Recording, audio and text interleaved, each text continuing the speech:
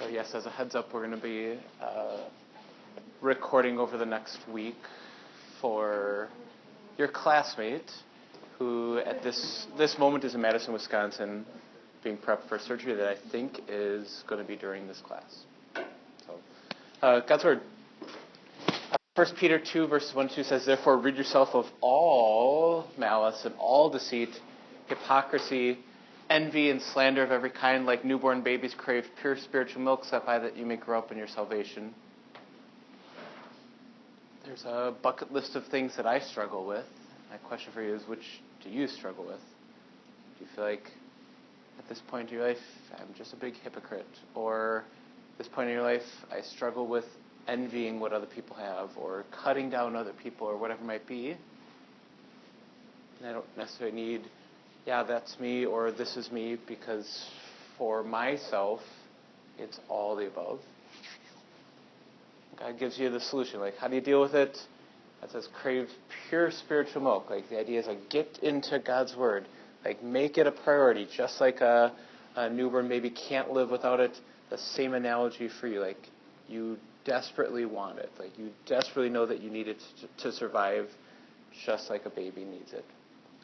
Let's close with a prayer. Dear Lord, we ask that this hour that you're with our classmate who's most likely undergoing surgery. We ask that be with the surgeon and cause things to go well.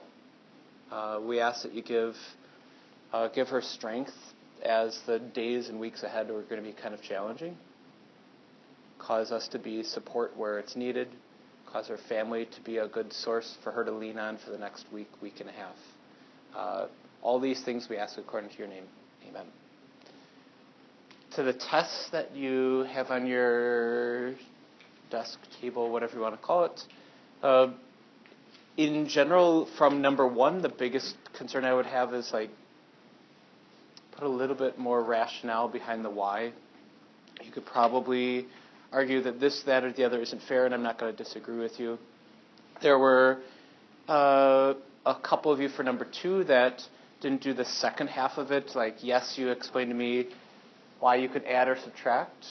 There's a couple who had really, really nice answers, like, because 9 is something base 10, and because 11 is something base 10, kind of explained it in a different way than just spouting out the rule. From number 3, it's just a matter of making sure that you double-checked things. Number 4, most common mistakes were things like, according to this, Sunday is 0, and the century is the truncated year, like 1970 whatever is 19. Some of you didn't use the int function to round down. And then on the back side, there really wasn't something that was real common other than when you do an 11-team tournament and you're double-checking, you're going through different things with it. Most of you just plowed number by number by number by number, like, I'm going to just check and find the sum of everything to get home and away.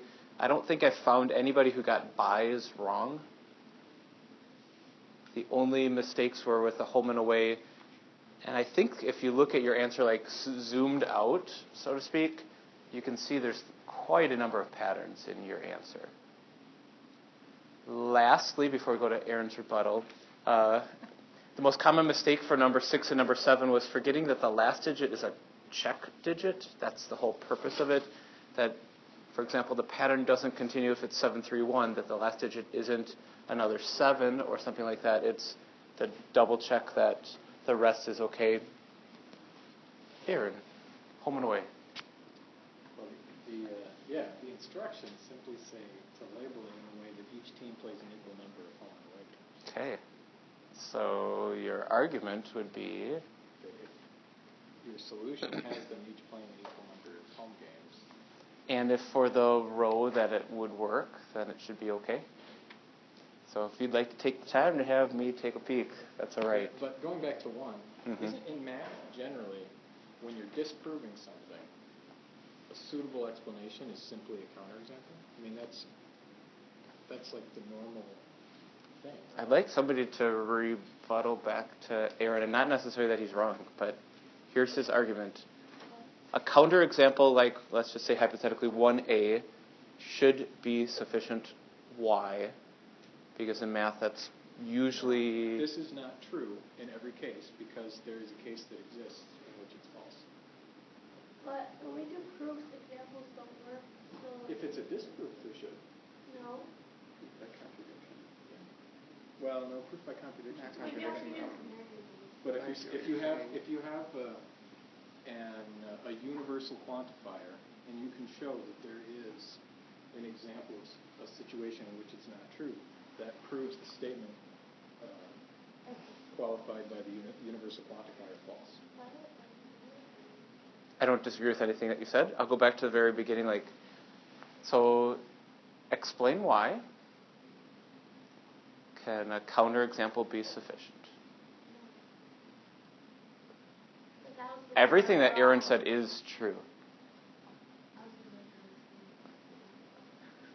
Gabe, you look like you might chime in. Go for it. I think that technically it is valid. An example. Showing one example should prove it false. It's one of those times where it works in every case except for one, but then some guy made it up, so we just let it go. Well, I'm thinking that if I had to argue against myself, You know what? when you say why, you mean put it in an English sentence.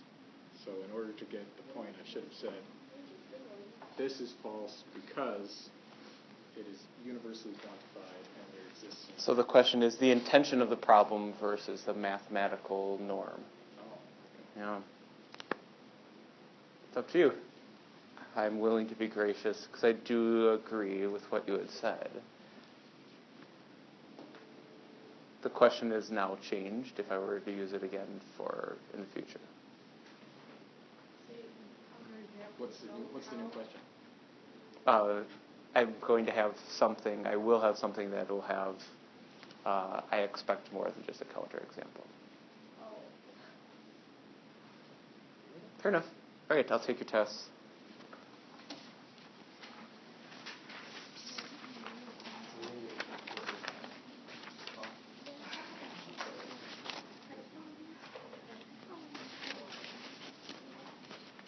Right, where I want to go is the first section, 6.1.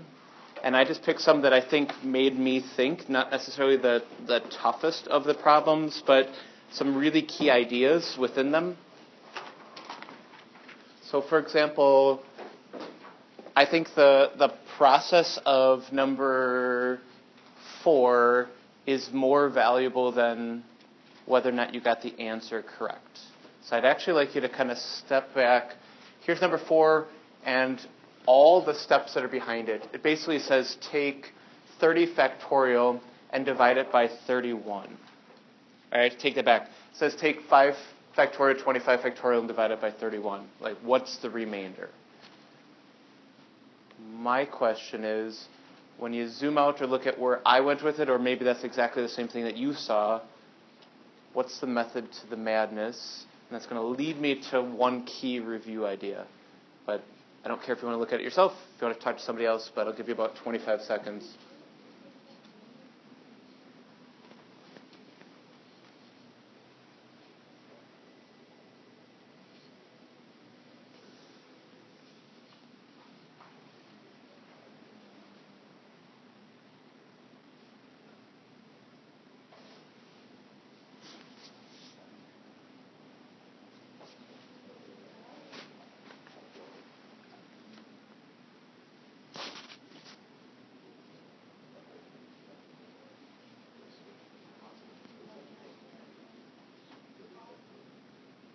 Okay, so now I want to go big picture. Which of the newish theorems is built into how to do this?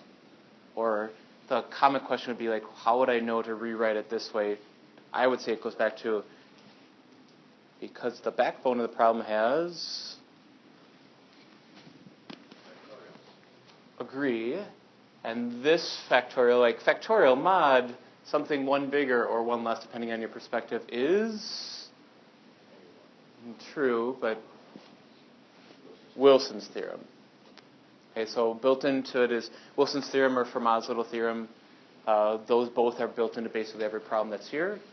I heard somebody ask the question, what's the deal with the negatives? Just take out the negatives, and then the numbers that are left are built up to 30 factorial. You just go at it a little bit different way because of modular arithmetic, and you get towards an answer that I think you can figure out yourself. So I'll go back.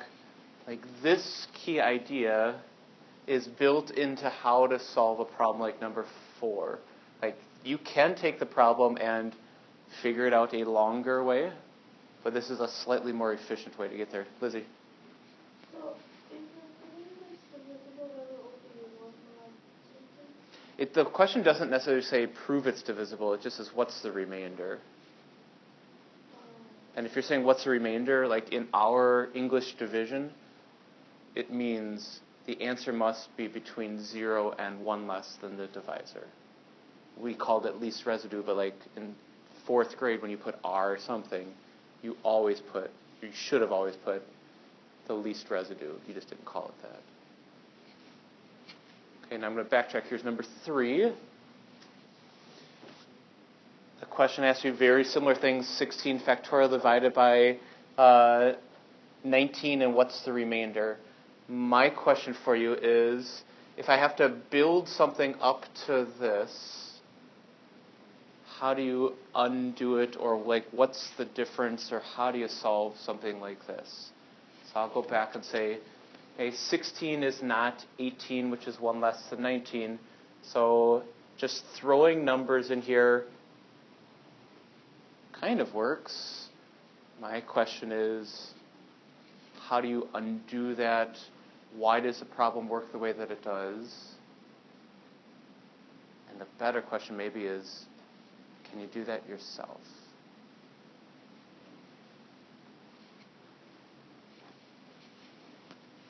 I'm going to take a couple things. So, Dylan, explain to me, why is 18 negative 1 and 17 negative 2? Okay, why did I go up to 18, Nick?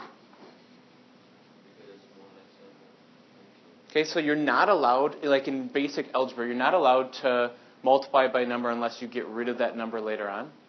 So even though I'm making it unbalanced and saying I'm going to multiply by 18 and 17 so that I can make something that fits, eventually I've got to get rid of that number.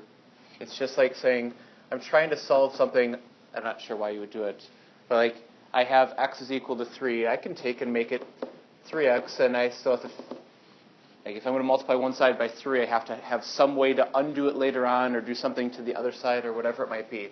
In modular arithmetic, as you're putting the pieces together, these numbers multiply give me 2.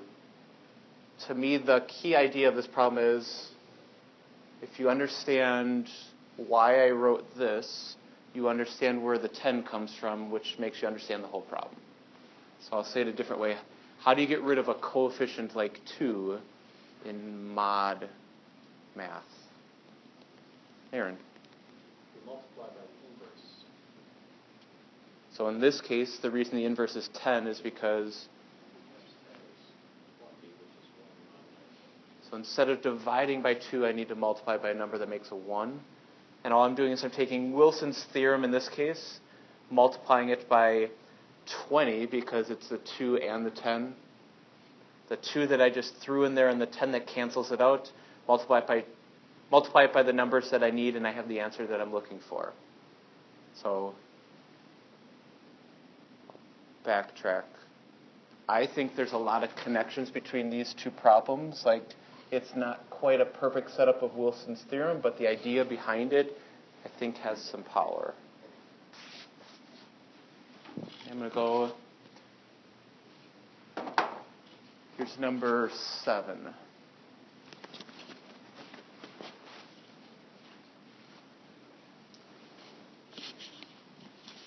The question is asking you, if I take 18 factorial and divide it by this number that seems pretty random, 437, which is 19 times 23, how do I get to where I want to go? And the problem, the idea that's built into the problem is this is a combination of 19 and 23. One of those that's perfectly set up for Wilson's theorem. The other part that isn't quite there, but I need to make it work. So I'm going to backtrack one more time.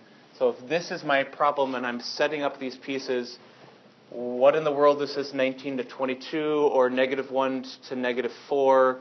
How does it make what I'm looking for, and how can I use it? So I'll go back. I do want you to talk together about how can I take this piece, make it into something I can use from Wilson's theorem. What's the inverse? Why did I multiply by 1 or leave it or whatever it might be? Kind of talk your way through what's going on. Go.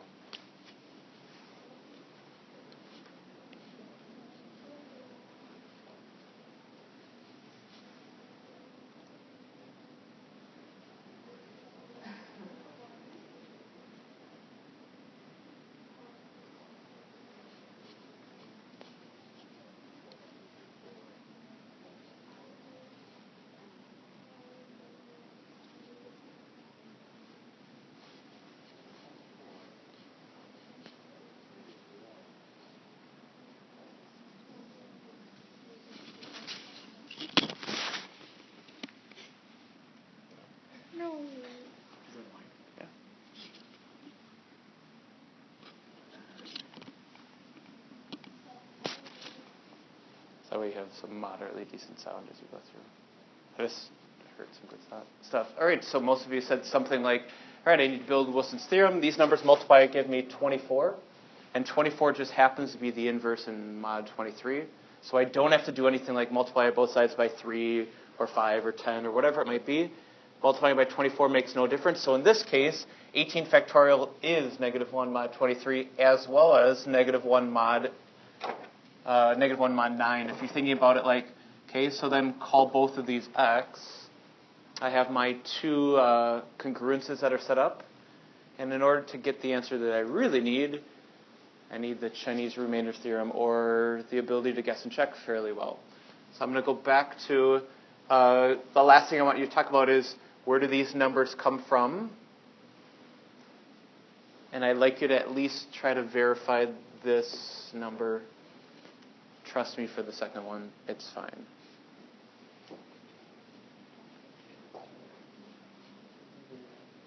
Because you will have to use Chinese remainder theorem for this test and the final exam.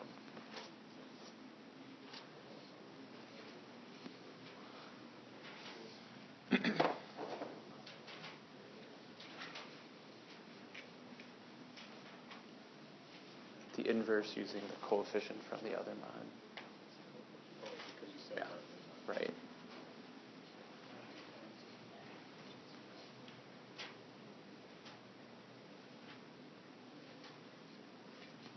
Okay, Nick, you have the look of like... Here? Sure. Okay, so where do these -1s come from, Dylan? They're these coefficients. So these numbers are the -1s. The 23 and the 19 come from the remaining mod that you're not using. So if I'm focusing on the mod 19 equation, I'm going to always use what we call the subscripted m or little m or whatever it might be. So something like that. And I think the toughest part about the problem is remembering that the third piece is what makes an inverse in the mod that I'm in using the coefficient from the other. So 23, whatever, y sub 1 or whatever you want to have it might, is congruent to 1 mod 19, not -1. So I need to find what numbers make this work. So in this case, 5 is the magic number because 115 is the same thing as 1 mod 19 because it's 1 bigger than 114, which might be something you have to use on a calculator. But since this is the number that makes an inverse in this case, using this coefficient, I have the pieces I'm looking for. And on the other problem, the same idea of 19, whatever it might be, is congruent to 1 mod 23. There's no super easy way to get there. You could set up Diophantine equation. You could use a table, or you could just keep checking numbers like 24 and 49, etc. The magic number is 17 times 19. Put it all together, you'll have the answer that you're looking for. Good. What's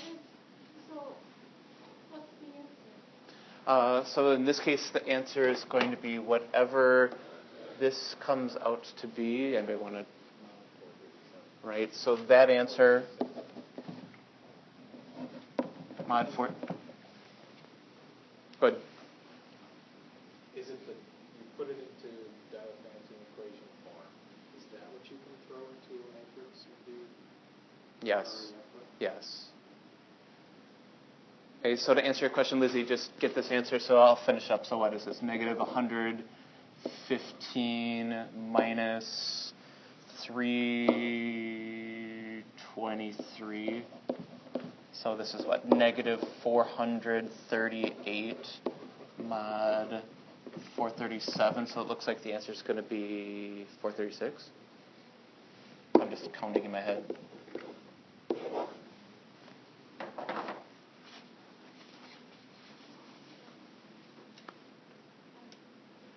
Which I'm going to go over a bunch of people's heads, but you maybe could have guessed because of the fact that this is true for both, and it's probably tied into Wilson's theorem, so one less than the least common multiple makes sense. I have no proof to say that's always going to be the case, and I'm not wise enough to come up with 1,000 other examples that hold this pattern, but I'm pretty sure that must be true. 15. I'm just picking places that I'm sure you can find answers, but I'm not convinced you know the method to the madness. 15 says something like what you see at the top of the screen, like use Fermat's little theorem to solve 7x is congruent to 12 mod 17. Now I'm going to stop for a second and just say what it tells you to do isn't the only way to do it. What Aaron or others talked about before, like you could find an inverse would work. You could start adding 17s to 12 would work. Those are both ways, and they both are probably more efficient. But the purpose of number theory is to stretch you to try different ways. So my big question for you is, what is Fermat's little theorem? What does it have to do with primes? Or if you need to see examples like, how did I get to, or why did I get to this step? 7 to the 16th power. Like, why is that important? I guess I'll just let it be from there. So what's the theorem? Why do you go that way? Like, I'm sure there's part of it that's confusing because it seems like you're going backwards to move forwards. Talk. Review.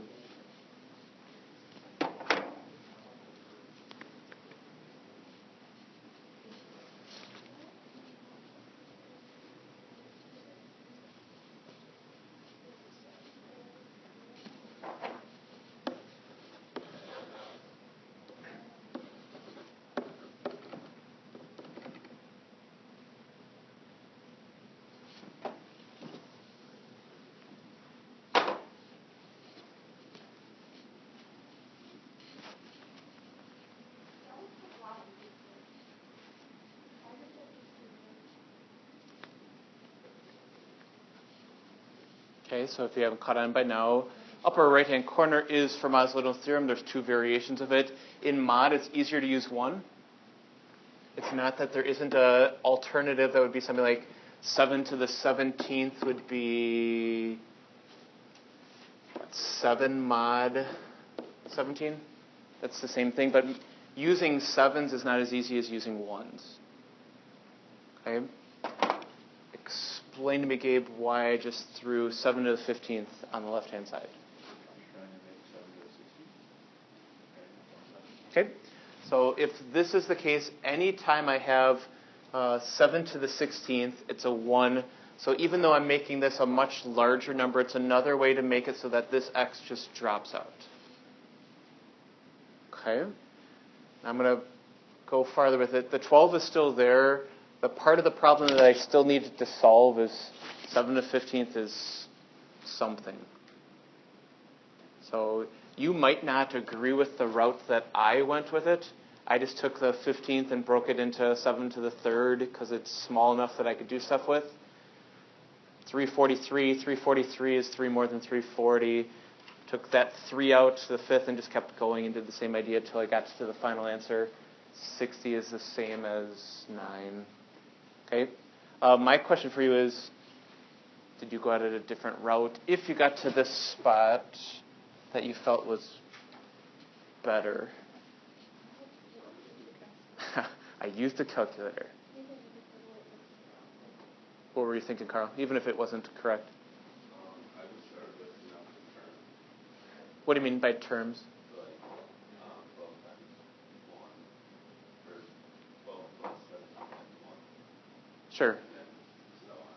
So I don't disagree with you that this route will get you there faster. Like, you're going to find it because you don't have to go any higher than 16 of these numbers or 15 depending on your perspective. I'll go back to like, this is not intended to be the most efficient way. It's intended to be another way to make you ponder how this could be used to kind of stretch what you're thinking. The reason I picked those 4 problems is I think they're critical to have a little bit deeper knowledge than just, I got to memorize a formula, I need to memorize a formula, I need to memorize a formula, I need to memorize a formula. Although right now for the next 30 seconds, I want you to have quick talk. Don't look in your notes. What's Wilson's little theorem, or what's Fermat's little theorem, and what's Wilson's theorem? What do you remember? Don't look. What do they prove or not prove? Review. Go.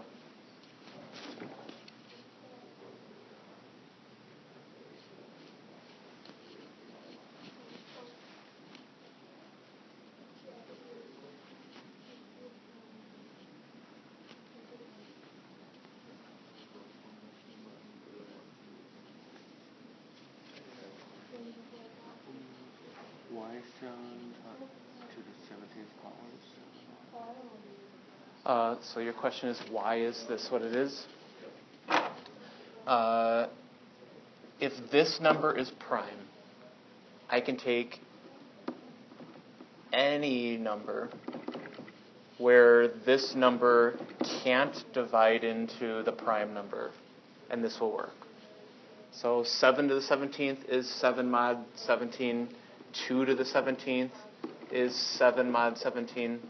The idea of Fermat's little theorem has to do with the grouping thing with the beads that was in the video. But like, if I pick something that isn't divisible, so any number in this case is going to be 7 mod 17. You're not going to pick 1, but 2 through 16, all of them are going to be 7 mod 17. Or excuse me, the number mod. Sorry. So 2 to the 17th would be 2 mod 17. 3 would be 3. Sorry, I misspoke. It has to do with the idea that the rest of them get paired up and all that kind of stuff. Hey, I love number 17. I think it's a really, really good problem. It says, prove that 2 times p minus 3 factorial is negative 1 mod p. When I see something like this, like especially in this section, using your knowledge of how to read a math textbook, it probably is Wilson's theorem or Fermat's little theorem. In this case, Wilson's works. To get to where I wanted to go, I just took the step of like, here's the formula. I need to make where it started match what I'm looking to do. So in this case, p minus 1 factorial is negative 1 mod p. That's the formula. To get from here to there, or vice versa, depends on your perspective, you just need to understand that factorials are all the numbers multiplied up to get what I'm looking for. So I'm going to make p minus 3 by just saying, oh, it's p minus 1, p minus 2, p minus 3 factorial. If you don't like abstract numbers, like if this number was 10, then this number would be 8. I need the 10, the 9, the 8 to get to wherever I'm going for. You can put whatever numbers you want in there. What I'm most interested in is this step that either was on the PDF that you could have looked at, or maybe this is the first time you've seen something like that. How did I just make the P drop out? Lizzie?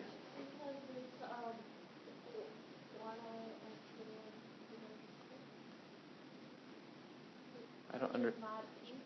Okay. Because it's Go ahead. so it's not P, and P minus 1 is 1 over P.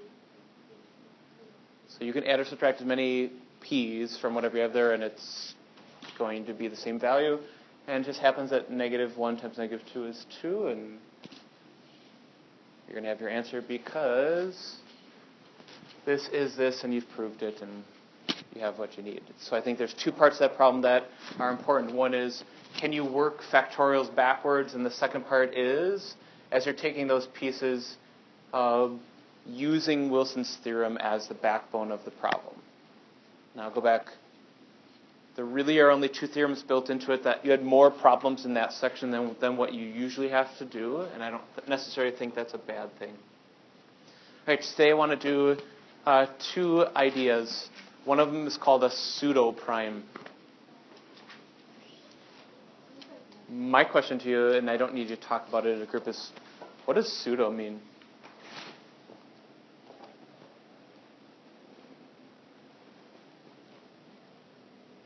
I would call myself a pseudo basketball player. Or when I compare myself in the Herman run to the great and mighty Dylan, I'd call myself a pseudo long distance runner. All right, caught on, Carl. Pseudo means. What? I'm a math major. Oh, please. I'm a math teacher. I can't correct English papers either. It's not English, it's Greek. That's right. Pseudo. Dylan. What? Pretend. It seems like it is, but it's really not. So in this case, there are going to be numbers that do work in what I have highlighted there, which is what theorem again? Fermat's little theorem. Numbers that actually pass the test that aren't prime. So I'll put it a different way. A pseudo prime is really a number that acts prime, but you can actually prove that it's not. So there are a few numbers that pass several tests, but ruin things like Fermat's little theorem because it isn't always true in all cases. So for example, if n is a composite number and it still matches this, then it's called a pseudo prime. So I'm just going to pick a number that is an example of it, 341. So what basically mathematicians did is they tested, like it seems like Fermat's little theorem must be broken at some point. So tried 2 to the 3rd, it still passed, and 2 to the 5th, and 2 to the 7th, and 2 to the 11th, 2 to the 13th, prime by prime by prime, and eventually it failed at 341, which is the first pseudo prime under this test. Let's go a little ways with it. I don't want to do the whole part. Like, how would you find out what the residue is? Like, in this case, we're saying, okay, trust me, it's 2. Like, how do you get there in a moderately efficient way? Aaron? Break up 349. Into something. And I'm looking for something where 2 to a certain power is pretty close to 341, and this is why I'm not going to do the problem. So if I'm going like 2, 4, 8, 16, 32, 64, 128, 256, 512, 1,024 is 10.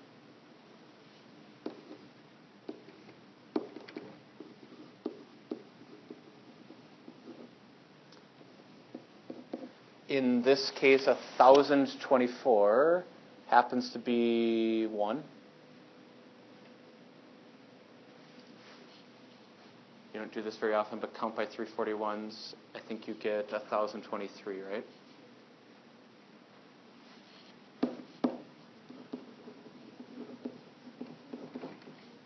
And if I just keep taking 10s out of this, eventually I'll take out 34 groups of 10. And I'll be left with 1 and 2 is what I'm looking for. So I'll go back. If you pick something like 256, you're not very close. If you pick something like 512, you could get there other routes. It just happens in this case, since I knew, and Aaron figured out too, that if this is what I'm looking for, I've got to be able to take out an even increment that leaves the one that's hanging. So once again, this is pseudoprime because it passes one of the primality tests, but it isn't prime. So one part built into your assignment would be just something like, can you prove that this number is a pseudoprime? built into this is just basically your knowledge of, or what your knowledge should be about different numbers that seem like they should be, but really aren't. I'm going to go back to 561 is another pseudo prime. What I'd like you to do with the person next to you is I'd like you to use some of the common sense that you can use with 341 and figure out why would 561 also pass the test, but it's still prime. Or if you want to go a little bit deeper, what kind of numbers are going to keep showing up as pseudo primes?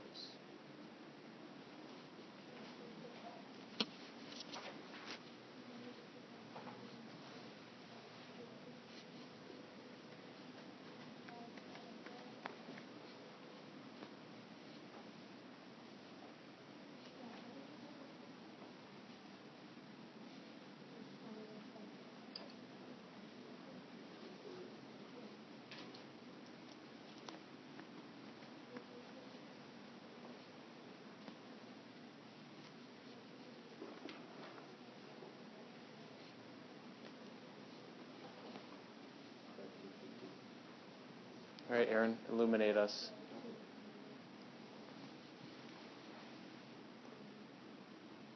So my real question is basically, I can't really use the same idea that 2 to the 10th is 1,024. What do I have? In exactly the same way that I had before, because in this case I'm looking at mod 561. So I'll just say it a different way. Like, if I double this, I get, what, 1122, so like 1122. So 2 to the 10th isn't the magical number. What about 2 to the 11th? Or go ahead, anybody find a path to get there fairly quickly? I'll go back to, like, in base 2, the 1 drops out, so there's got to be some combination of, like, 2 to the 8th, or 2 to the 7th, or 2 to the 70th, or 2 to the 80th, or something that goes into 560.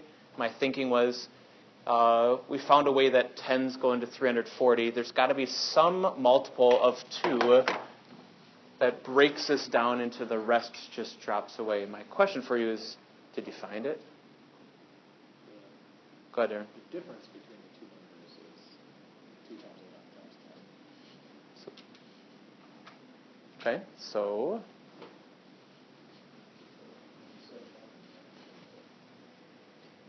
Is it just 2 more than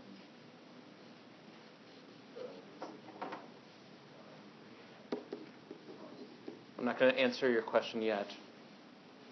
So, like, am I getting anywhere further if I do something like 2 to the 11th?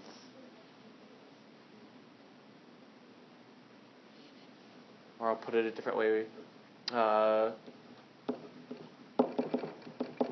Some of this isn't going to lead you to an answer. It's going to lead you to getting stuck. What's 2 to the 7th?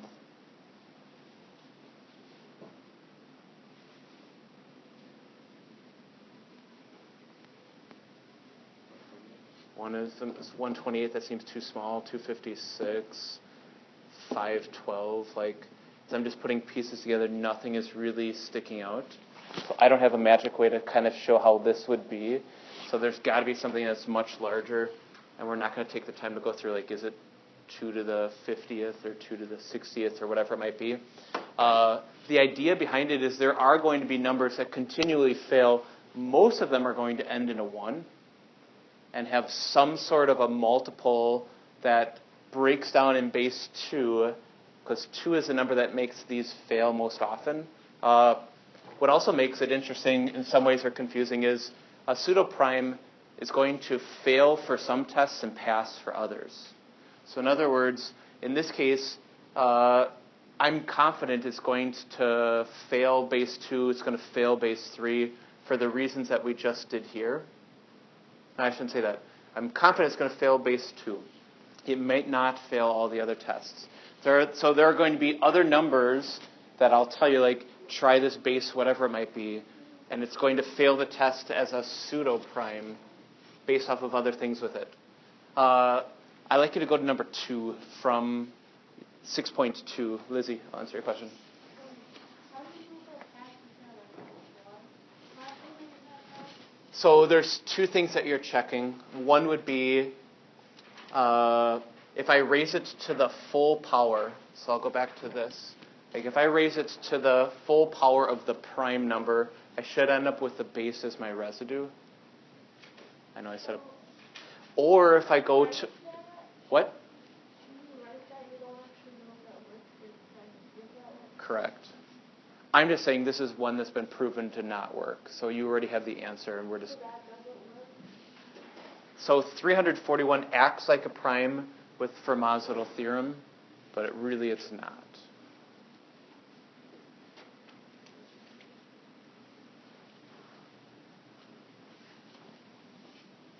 Backtrack, Lizzie. Explain.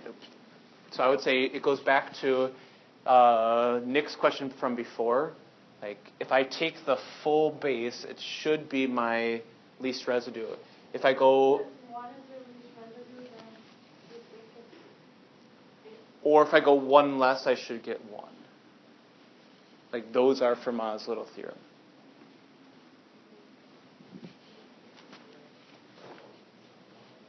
So number 2 goes something like what you see up on the screen. It says, show that 45 is a pseudo prime in base 17 and base 19. I actually don't care that much about all of the work. My question is, what do you know about 45 that's obvious? And then what do you notice about this problem that's proving pseudo prime that's different than the one that was just on the screen that Lizzie just asked about? So I do want you to talk to somebody else, because I do think some of you are fading, like, I don't know what I'm supposed to do. So I'll go back. What do you know about 45 that's obvious? And then what are we doing to prove it that's a little bit different than the last one?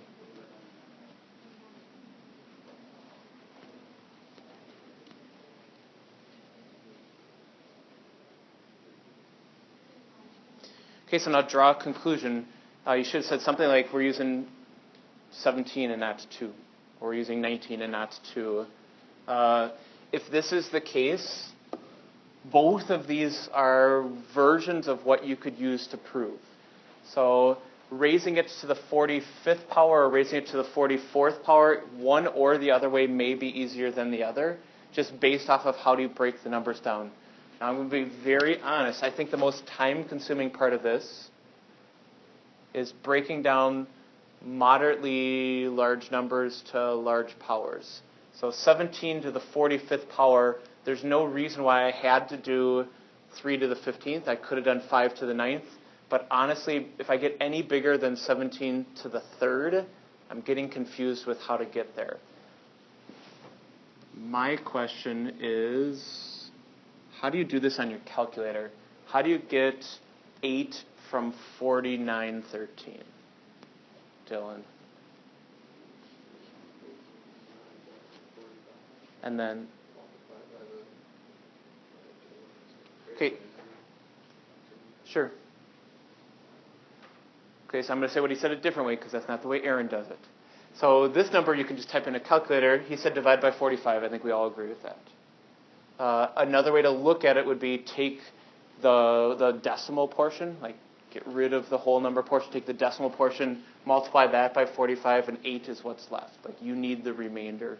What you talked about was greatest integer function. Like, I think you were trying to say the same thing. So I go back to like 8 to the 15th isn't something I can just plow on a calculator. So I just did, once again, raise it to the 3rd, broke it down, and kind of went from there. So I'll go back to, I don't think there's anything that's earth-shattering in it, but it's just a matter of you need to be able to prove or know what you're trying to prove in a variety of different ways. Let's take this problem. I'd like you to skim and pick a D and pick an N.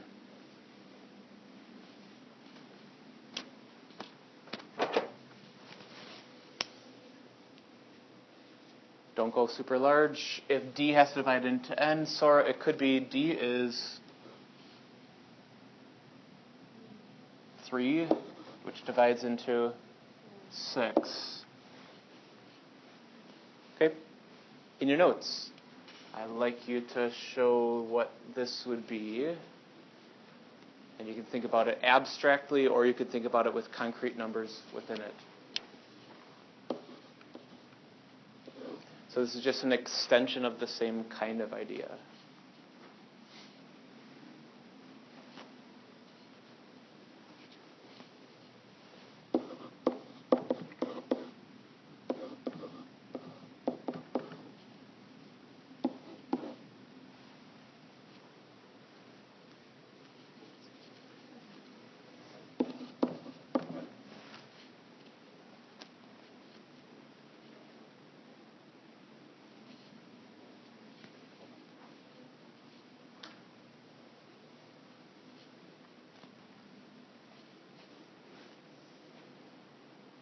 So you can throw numbers in there, check 1 less than 8, 1 less than 63, and it'll work.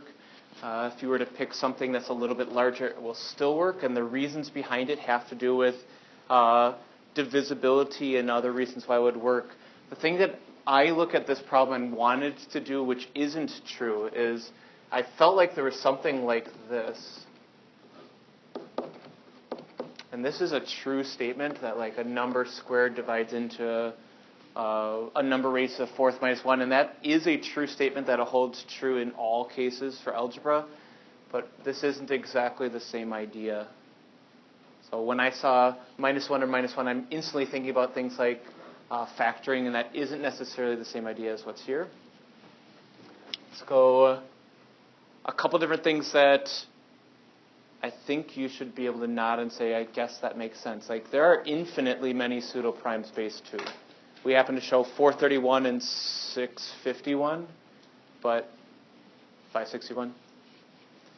There will be others. The hardest part is even taking what Aaron had said, like, so I noticed that it was like 2 times 10 times 11 or whatever it might be. It's not going to hold true to find the next one. So something that still has perplexed mathematicians is, like, is there a pattern to the next number? Because you can keep finding them, but there hasn't been a way to figure out this is for sure going to be the next one or whatever it might be. The last idea that we're going to have to wrap up on Friday is something called an absolute pseudoprime. So just take the context of it, like, what does that sound like? You have pseudoprimes and you have absolute pseudoprimes. Make something up. It doesn't matter if you're right. Gabe, it seems like an absolute pseudoprime might be... Okay, so it's going to have to pass more than one thing. So it's kind of like, okay, there's a bunch of numbers that are pseudoprimes. If the only test I use is Fermat's little theorem, a stronger pseudoprime or an absolute pseudoprime, which Carmichael, a mathematician, has credit for, is if it can pass even more tests, then it's a stronger pseudoprime. Like, it really acts like it's prime, but it's not. No matter what I go for the next slide, there's no way we're going to finish it. So we'll wrap up the end of this on Friday and move into the next section as well. I do want you to take a look at 6.2 and do the best that you can with basic pseudoprime tests. A lot of it goes back to reviewing the 2 theorems from 6.1. And we'll see you on Friday. Pseudes is a Greek adjective that means false or lying. Huh. Should we write that in the notes? Sure. You want to write it in Greek? Yeah. You know how long since I've written something in Greek? Yesterday? I don't know if I wrote anything.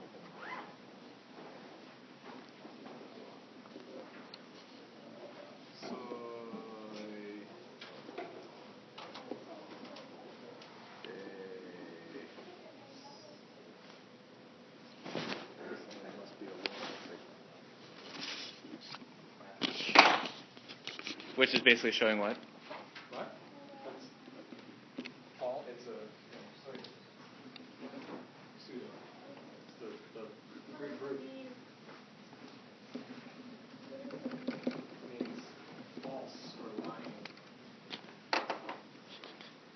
Okay, in a second. I'm just going to turn this off.